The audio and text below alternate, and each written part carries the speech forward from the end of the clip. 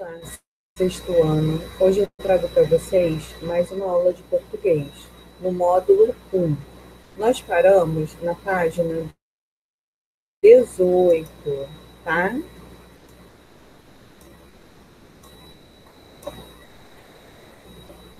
Só um minutinho para eu aproximar.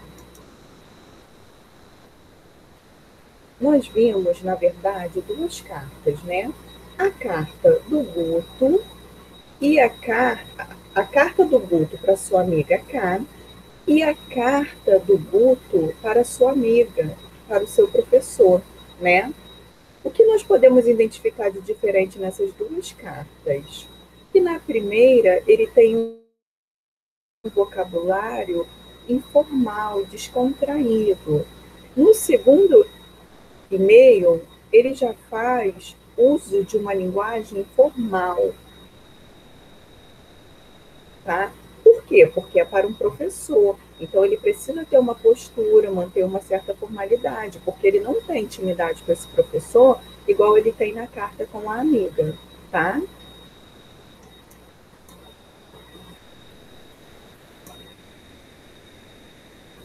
Então, vamos lá, ó.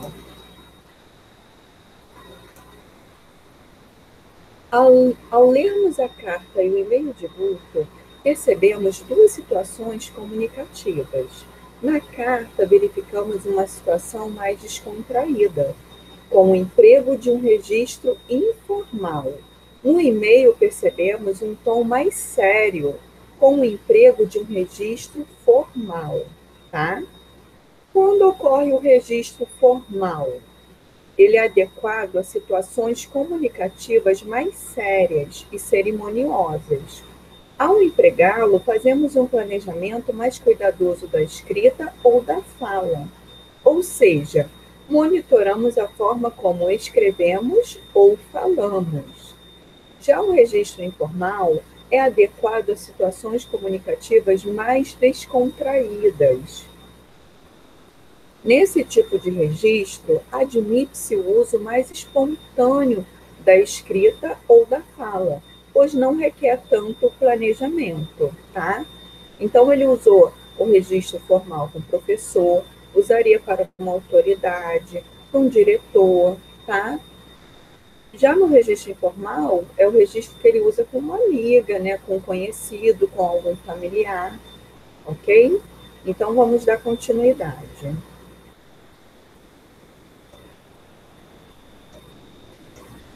Lá na página 19, eu tenho essa tirinha, tá?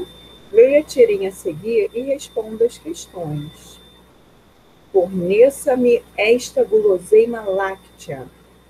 E ceda-me essa substância lactinosa. Como?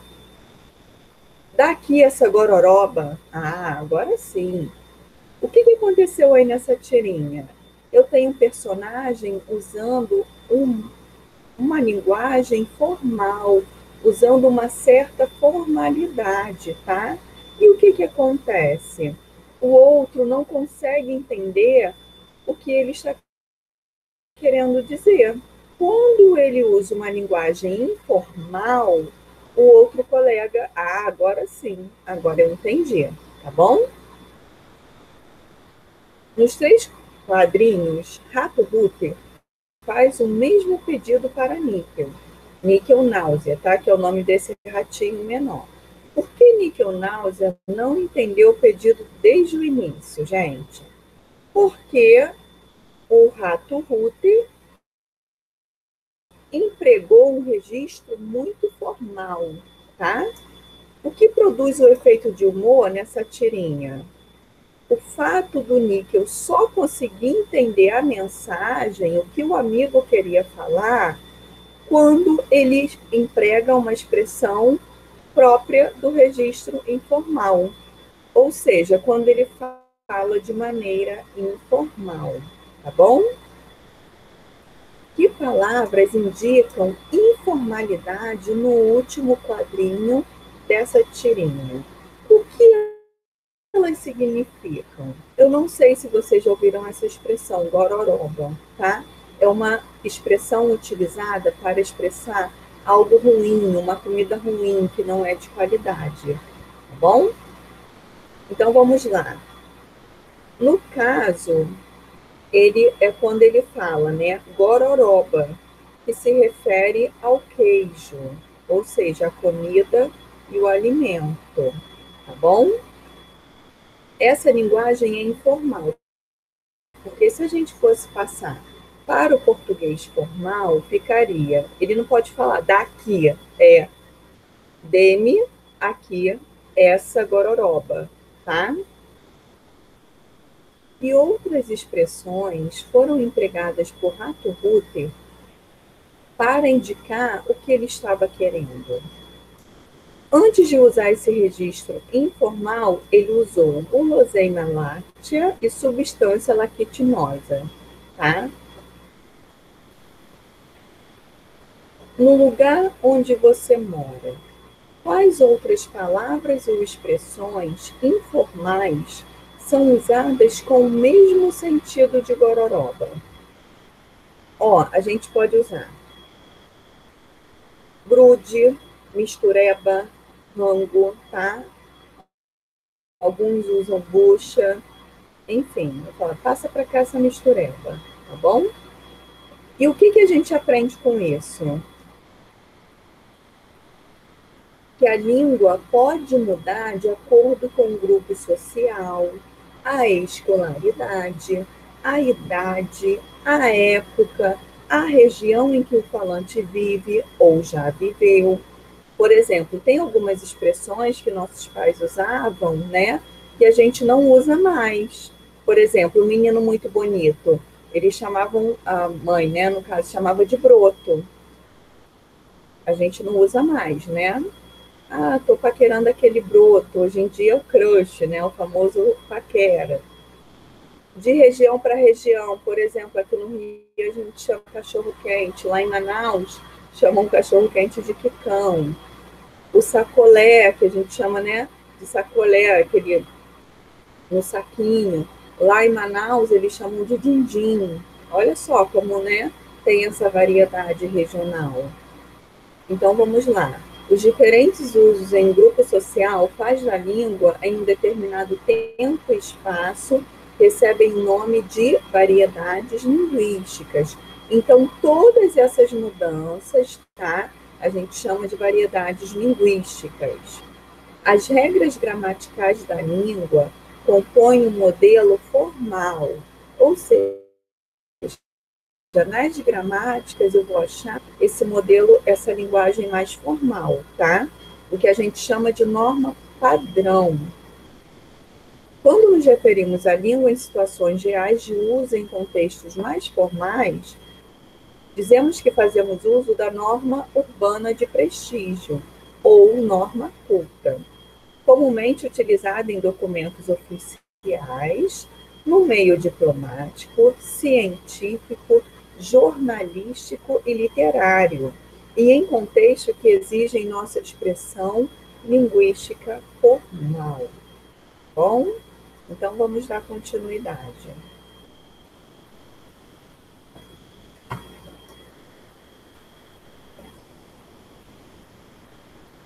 Olha só, além das cartas que nós estudamos, né? Nós vimos a carta pessoal, existem outros tipos de carta, tá? Vamos ver o exemplo de uma carta comercial. Tintas Maravilha, Avenida Liberdade, número 1288, Vitória. Destinada ao gerente comercial. Tá? Aí tem o endereço aqui. Aí começa assim, ó. 12 de janeiro de 2019. Aviso de atraso no recebimento de mercadorias. Prezado senhor, olha como muda. Até a presente data, não acusamos o recebimento das mercadorias que compõem o pedido número 68972519. Salientamos, olha que palavra difícil, né? Reforçamos que as mercadorias são imprescindíveis para o andamento da linha de produção, ou seja, essas mercadorias não podem faltar. tá? Na linha de produção de nossa empresa. Em virtude disso, solicitamos especial atenção ao atraso na entrega.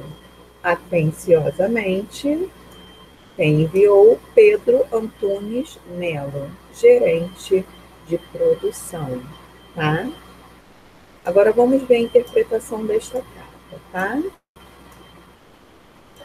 Compare a carta que você acabou de ler com a carta de Guto na página 12. Depois analise as informações a seguir e assinale G nas que se referem à carta de Guto e P nas que se referem à de Pedro, tá? Então você pode dar uma pausa e lá na página 12 olhar essa cartinha, essas informações, tá? Depois você volta. Então vamos lá. Onde eu tenho uma saudação mais séria, mais objetiva, demonstrando distanciamento entre o remetente e o destinatário. Foi na carta do Pedro, tá? Esse registro, ele é muito mais formal. Onde eu tenho uma saudação descontraída e extrovertida, demonstrando proximidade entre o remetente e o destinatário.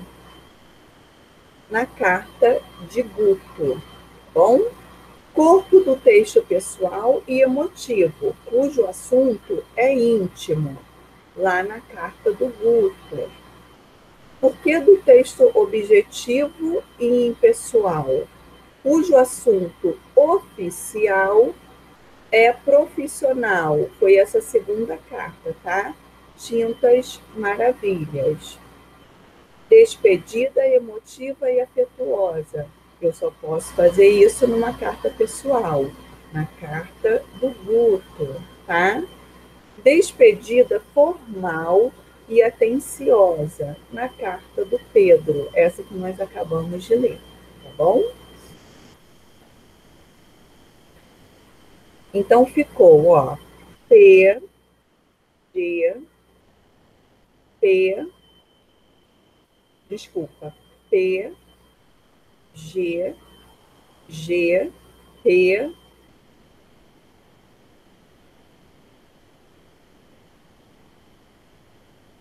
G, tipo de registro predominante na carta de Guto e predominante na carta de Pedro. Então, vamos lá. Na carta de Guto, para uma amiga, predomina o registro informal. Na carta de Pedro Antunes Melo, predomina o registro formal, tá? O registro predominante em cada uma das cartas está adequado à situação que se refere? Vamos conversar aqui um pouquinho. Se na carta do Guto é um registro informal, isso está correto? Sim, está adequado, porque tanto o destinatário, né, quanto o remetente, eles são amigos, eles têm uma finalidade. Então, é muito comum o uso desse registro, tá? Agora, na carta pessoal, na carta comercial, o remetente e o destinatário falam em nome de instituições, né? Em nome de empresas. Então, esse registro também está adequado, tem que ser usado o registro formal. Muitas vezes eles nem se conhecem, tá? Então, por isso, manter essa formalidade. Leia as frases a seguir e classifique-as assinalando o registro predominante em cada uma delas, tá? Ele fala assim, você não saca que esse cara não está afim de jogar? Qual tipo de registro? Informal. Olha a gíria aí. Prezados senhores, informamos que não é permitido o uso de aparelhos eletrônicos durante pousos e decolagens. Esse é um registro formal, tá? Assim que tivermos um posicionamento da diretoria, entraremos em contato para esclarecer os fatos. Registro formal. E aí, beleza, Fabinho? Bora bater uma bolinha hoje? Fabinho com certeza é conhecido, então ele usou o registro informal, tá? Ele ainda usa o termo beleza, né? Que é um registro muito informal, uma gíria, tá bom? Então, sexto ano, eu vou deixar como sugestão de atividade agora, lá na página 24, a leitura 2, tá? E o Guto já ganhou o celular, já está conseguindo falar com a Cá. Vamos ver o que aconteceu aí, ok? Eu agradeço pela atenção de vocês. Até a próxima aula. Tchau, tchau.